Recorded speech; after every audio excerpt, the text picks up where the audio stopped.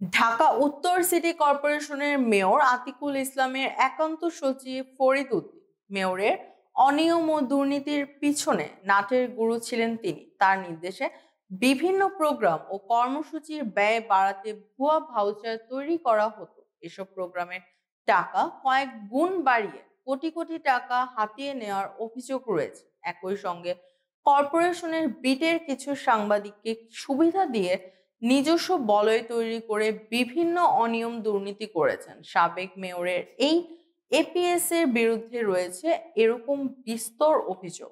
এছাড়া সিটি কর্পোরেশনে প্রতি বছর যে উন্নয়ন বাজেট হয় তার ঠিকাদার নিয়োগ দিয়ে নির্দিষ্ট হারে মেয়র আতিক কমিশন নিতেন বলে অভিযোগ রয়েছে। একই সঙ্গে বিভিন্ন কর্মসূচি ও অনুষ্ঠানের কেনাকাটা করত কর্পোরেশন। এই কেনাকাটার জন্য তিনি নির্দিষ্ট হারে কমিশন নিতেন, যদিও কমিশনের টাকা মেয়র নিজ হাতে না নিয়ে আবু মাহমুদ খান ওরফে পাতলা খানকে দিয়ে নিতেন বলে কর্পোরেশনের কর্মকর্তারা জানিয়েছেন।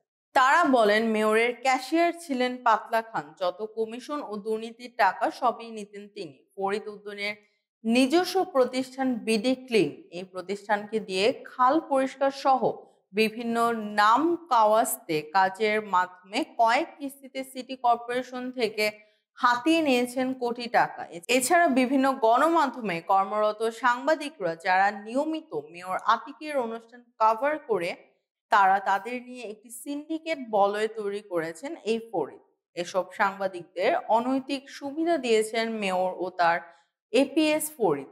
এই সিন্ডিকেট সাংবাদিকদের বিদেশে ভ্রমণেও পাঠিয়েছেন। এসব টাকা কর্পোরেশনের ফান্ড ও বিভিন্ন উন্নয়ন প্রকল্প থেকে নেওয়া হয়েছে। এতে আর্থিকভাবে ক্ষতিগ্রস্ত হয়েছে কর্পোরেশন আর উন্নয়ন বঞ্চিত হয়েছে মানুষ। সার্বিক বিষয়ে জানতে সাবেক মেয়রের এপিএস ফরিদের মুঠোফোনে কল দিলে বন্ধ পাওয়া যায়।